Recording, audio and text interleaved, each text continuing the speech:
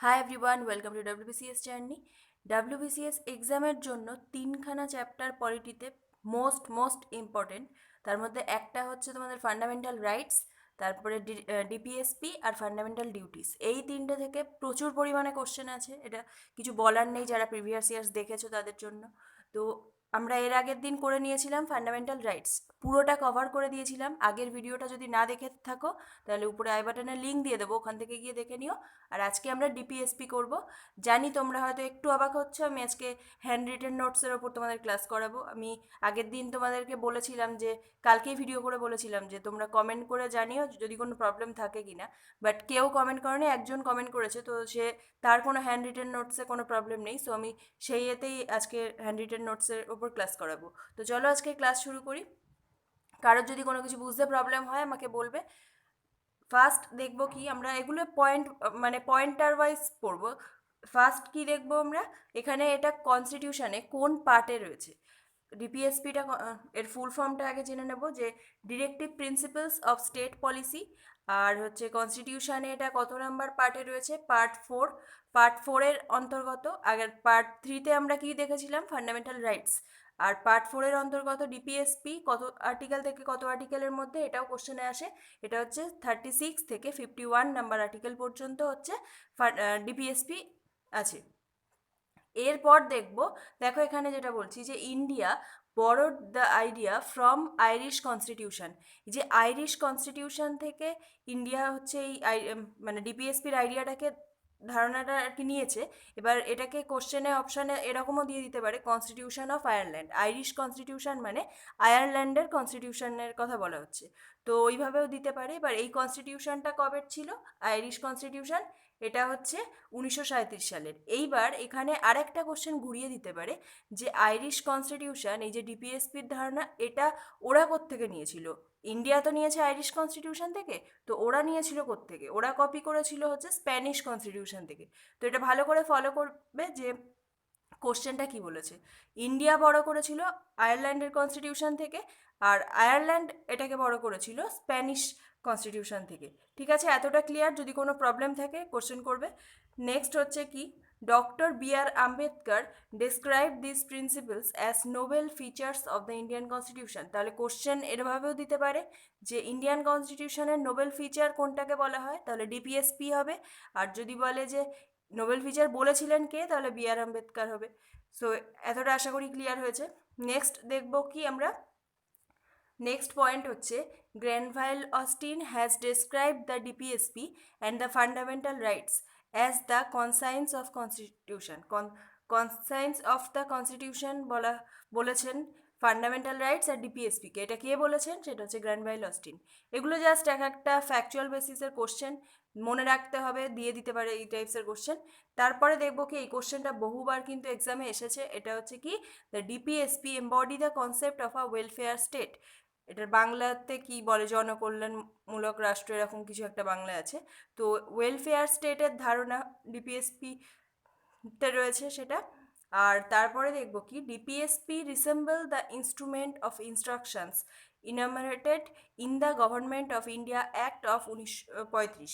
তো 1935 সালের government of India অ্যাক্টে যে ইনস্ট্রুমেন্ট অফ ইনস্ট্রাকশনস ছিল, তো ডিপিএসপি অনেকটা সেইটার সাথেই সাদৃশ্য। তো সেটাই বলা আছে এখানে। আর মেন ফিচার্স এর মধ্যে কি, যে এটা হচ্ছে নন জাস্টিসিয়েবল ইন নেচার। আমরা কি দেখেছিলাম, ফান্ডামেন্টাল রাইটস কি ছিল, জাস্টিসিয়েবল ইন নেচার। যদি কোনো কারণে ভায়োলেট হয় ফান্ডামেন্টাল রাইটস, তাহলে তুমি কোর্টের সম্মুখে যেতে পারবে, মানে কোর্টে সেটার এগেনস্টে গিয়ে বলতে পারবে। কিন্তু ডিপিএসপিকে যদি ভায়োলেট করা হয়, সেটাকে কিন্তু তুমি কোর্টে গিয়ে তার এগেনস্টে কোনো কথা বলতে পারবে না। তো সেই জন্য হচ্ছে এটা নন জাস্টিসিয়েবল।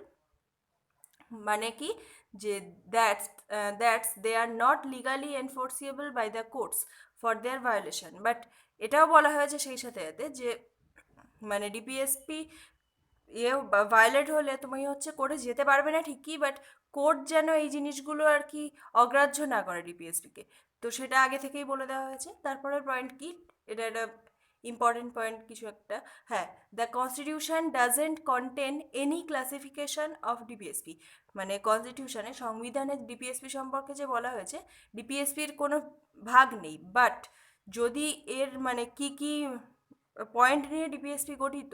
তো সেই পয়েন্ট মানে কন্টেন্ট, ডিরেকশন এগুলোর বেসিসে যদি তুমি দেখো তাহলে এটাকে কিন্তু তিনখানা ব্রড ক্যাটাগরিতে ডিভাইড করতে পারো। তার কি কি? সেটা হচ্ছে সোশ্যালিস্টিক, গান্ধিয়ান অ্যান্ড লিবারাল ইন্টেলেকচুয়াল। তো এই তিনটে ক্লাসিফিকেশান তোমরা করতে পারো ডিপিএসপির, বাট এটা কনস্টিটিউশনে করা নেই, এটা তোমরা নিজেরা করতে পারো। এবার এর আন্ডারে প্রত্যেকটা বইতেই তোমরা এগুলো পেয়ে যাবে। এইটা আমি পড়াচ্ছি না, কজ তোমাদেরই বোরিং লাগতো। ডিপিএসপির যেগুলো ইম্পর্টেন্ট সেগুলো তো আগে বলে দিয়েছি, আজকেও বলবো। বাট এই মানে প্রত্যেকটা আলাদা আলাদাভাবে এই সোশ্যালিস্টিকের আন্ডারে কোনগুলো, এইগুলো আর বলছি না, এক্সামে সেইভাবে আসে না। সো ওই জন্য যেটা ইম্পর্টেন্ট সেগুলো এবার আমাদের দেখতে হবে যে ডিপিএসপি কোন কমিশনের রিকমেন্ডেশনে ডিপিএসপি করা হয়েছিল। তো এটা কোন কমিশন? সোপ্রু কমিশন, মনে রাখবে ভালো করে। সোপ্রু কমিশনের রিকমেন্ডেশনে ডিপিএসপি টাকে অ্যাড করা হয়েছিল। আর এটা সোপ্রু কমিশন কত সালে? এটা হচ্ছে 1945 সালে। আবার এটাকে অপশানে এরকমও দিতে পারে সোপ্রু রিপোর্ট। তো সেটাও সেম ব্যাপার। এবার দেখো তার পরের পয়েন্ট আমরা কি দেখব। The 42nd amendment act of 1976 added 4 new DPSP to the original list. Original লিস্টে যে কটা ডিপিএসপি ছিল, ডিরেক্টিভ প্রিন্সিপালস, তার সাথে 4খানা নতুন প্রিন্সিপালস অ্যাড করেছিল। সেটা কোন অ্যামেন্ডমেন্টে? সেটা হচ্ছে 42তম অ্যামেন্ডমেন্ট 1976 সালে। ঠিক আছে, এবার সেই 4খানা যে ডিপিএসপি অ্যাড করা হয়েছিল প্রিন্সিপালস, সেই প্রিন্সিপালসগুলো কী কী? এক নম্বরে হচ্ছে to secure opportunities for healthy development of children. চিলড্রেনদের হেলদি ডেভেলপমেন্টের জন্য যে সুযোগ সুবিধা দেওয়া, সেইটা হচ্ছে আর্টিকেল 39-এ এইটা হচ্ছে অ্যাড করা হয়েছিল। 2 নম্বর কি অ্যাড করা হয়েছে? To promote equal justice and to provide free legal aid to the poor. ভীষণ ইম্পর্টেন্ট, কিন্তু এগুলো এক্সামে এসে গেছে অলরেডি।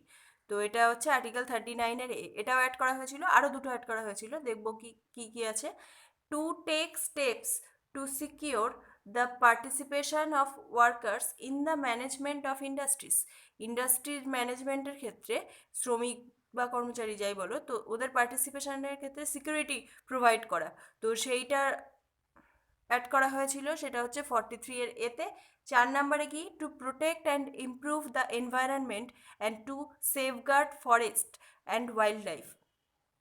তো এনভায়রনমেন্ট, ফরেস্ট, ওয়াইল্ড লাইফ এইসবের ক্ষেত্রে প্রোটেক্ট, ইমপ্রুভমেন্ট, এই সমস্ত জিনিসের প্রিন্সিপালস অ্যাড করা হয়েছিল। এটা হচ্ছে 48-এর এ।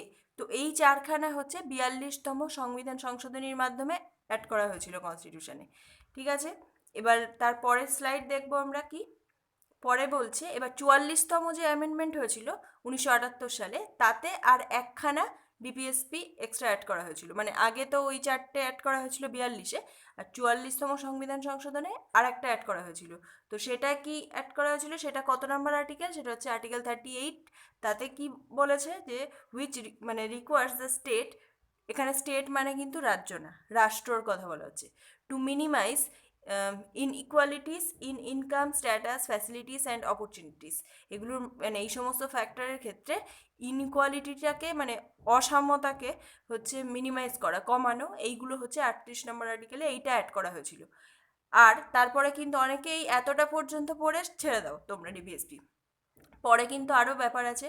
86তম অ্যামেন্ডমেন্ট অ্যাক্ট 2002 সালে, এইটাতে হচ্ছে যে আর্টিকেল 45 ছিল, তো এই 45-এর সাবজেক্ট যেটা ছিল সেই সাবজেক্ট ম্যাটারটাকে চেঞ্জ করা হয় এবং এলিমেন্টারি এডুকেশন অফ এইটাকে মানে made elementary education fundamental right under 21-এর এর আন্ডারে এলিমেন্টারি এডুকেশনটাকে ফান্ডামেন্টাল রাইটে তৈরি করা হয়, আর 45-এর সাবজেক্ট ম্যাটারটাকে চেঞ্জ করে দেওয়া হয়।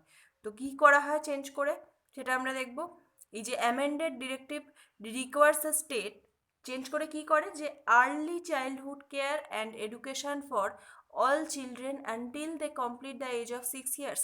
6 বছর পর্যন্ত সমস্ত চাইল্ডকে হচ্ছে এডুকেশান কেয়ার করা হবে, প্রোভাইড করা হবে। তো সেইগুলো হচ্ছে এটা বলা হয়েছে। এবার এইটা হচ্ছে অ্যামেন্ডে মানে যে ডিরেক্টিভ প্রিন্সিপালসটাকে অ্যামেন্ড করা হলো যেটা বললাম, তো সেইটাই আর কি এই অ্যামেন্ড করে এটা করা হয়। এবার হচ্ছে কি 97তম অ্যামেন্ডমেন্ট অ্যাক্ট অফ 2011, এখানে আর একটা নতুন ডিপিএসপি অ্যাড করা হয়। সেটা কি রিলেটেড ছিল? Cooperative society related. এটা হচ্ছে 43-এর বি নাম্বার আর্টিকেলে। আশা করি বুঝতে পারছো, তোমাদের হ্যান্ডরাইটিংয়ে কোনো প্রবলেম হচ্ছে না, যদি প্রবলেম হয় বলবে। তারপর হচ্ছে ইমপ্লিমেন্টেশন অফ ডিপিএসপি। ডিপিএসপির ইমপ্লিমেন্টেশন, এবার দেখো আমরা এত দূর যা পড়ার তো পড়ে নিয়েছি, এবার কিছু জিনিস পড়তে হবে কি, দেখবে তোমরা এক্সামের সময় এরকম কোশ্চেন দিয়ে দেয়, এই একটা মানে একটা অ্যাক্টের নাম বলবে, এই অ্যাক্ট কত সালে পাশ হয়েছিল, তারপর এই কমিশন কত সালে হয়েছিল। তো এইটা আমি এখানে যে কটা এই ডিপিএসপি চ্যাপ্টারে আমাদের জানতে হবে, মানে ডিপিএসপি যেহেতু মানে নন জাস্টিসিয়েবল, সো এটাকে ইমপ্লিমেন্ট করে কিসের মাধ্যমে, কোনো না কোনো অ্যাক্ট, কোনো না কোনো কমিশন, এর মাধ্যমেই ইমপ্লিমেন্ট করে।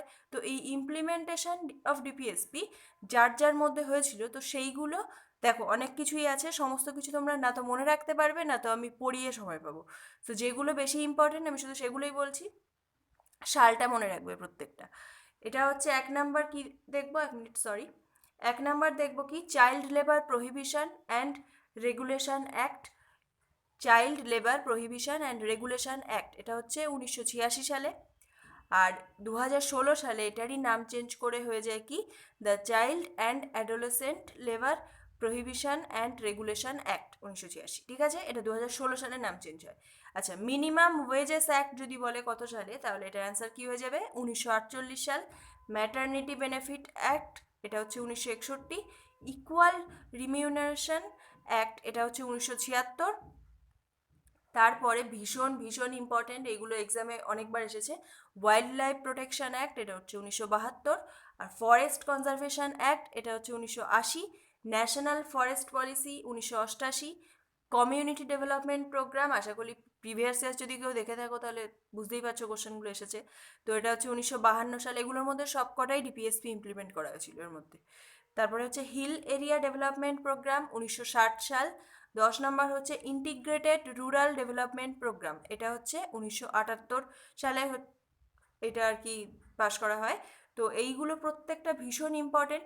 আরও আছে কিছু জওহর রোজগার যোজনা, এগুলোর মধ্যেও ইমপ্লিমেন্ট করা হয়েছিল। সো এটা কত সালে জওহর রোজগার যোজনা, এটা 1989 সালে, এটাও কোশ্চেনে এক্সামে বহুবার এসেছে। আনটাচেবিলিটি অফেন্সেস অ্যাক্ট, আনটাচেবিলিটি আমরা জানি সংবিধানে 17 নম্বর আর্টিকেলে আনটাচেবিলিটি অ্যাবলিশন হয়ে, মানে অ্যাবলিশনের ওপর এই আর্টিকেলটা। তো এবার এইটাই আর কি বলা হচ্ছে, এটার একটা অ্যাক্ট আছে, তো দ্য আনটাচেবিলিটি অফেন্সেস অ্যাক্ট, এটা হচ্ছে 1955 সালে। আর it was renamed as the protection of civil rights act in 1976। 55-তে তো ওইটা ওই নামে, পরে এটা নতুনভাবে নামকরণ করা হয় the protection of civil rights act in 1976। আর 13 নম্বর হচ্ছে the scheduled caste and scheduled tribes prevention, এটা মানে এদের জন্য একটা অ্যাক্ট, সেটা হচ্ছে 1989 সাল। আর ভীষণ important national commission for backward classes, backward ক্লাসেসদের জন্য যে ন্যাশনাল কমিশন গঠন করা হয়েছিল সেটা 1993 সাল। আর হচ্ছে ন্যাশনাল কমিশন ফর মাইনরিটি, সেটা 1993 সাল।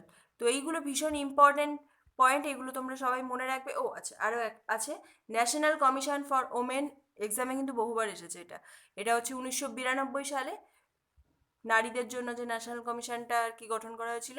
National commission for protection of child rights 2007 সালে। ক্রিমিনাল প্রসিডিওর কোড, এটা হচ্ছে 1973 সালে। তোমরা এগুলো পারলে একবার নোট করে নাও, আদারওয়াইজ ভিডিও বারবার দেখবে যেটা তোমাদের সুবিধা হয়। দ্য ক্রিমিনাল প্রসিডিওর কোড হচ্ছে 1973 সাল। The ancient and historical monument and archaeological sites and remains act, এটা হচ্ছে 1991 সাল, সরি 1951 সাল।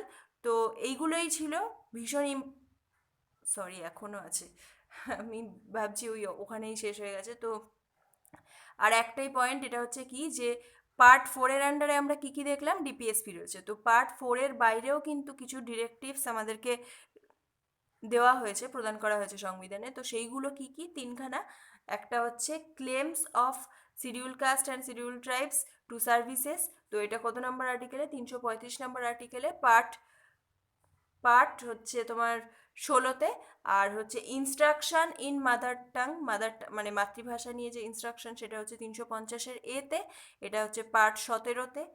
আর development of the Hindi language, এটা 351-তে, এটা কত নম্বর পার্টের আন্ডারে রয়েছে, এটাও হচ্ছে 17 নম্বর পার্টে। ঠিক আছে, এই এতটাই ছিল আর তোমাদের যদি ভিডিওটা ভালো লাগে লাইক করে দিও। নেক্সট ডে আমি ফান্ডামেন্টাল ডিউটিস নিয়ে ক্লাস করাবো, হয় কাল করাবো নাহলে পরশু। তো তোমরা এই ভিডিওটা ভালো করে দেখে নোট করে নিও, আর যদি মনে করো এটা বারবার দেখবে তাও ঠিক আছে। আর তোমাদের হ্যান্ড রাইটিং নোটসে কোনো প্রবলেম হলো কি না তোমরা একবার কমেন্ট সেকশনে কমেন্ট করে জানাবে। আর চ্যানেলে নতুন থাকলে চ্যানেলটাকে প্লিজ সাবস্ক্রাইব করে পাশে বেল আইকনটা অন করে রেখো। So thanks for watching.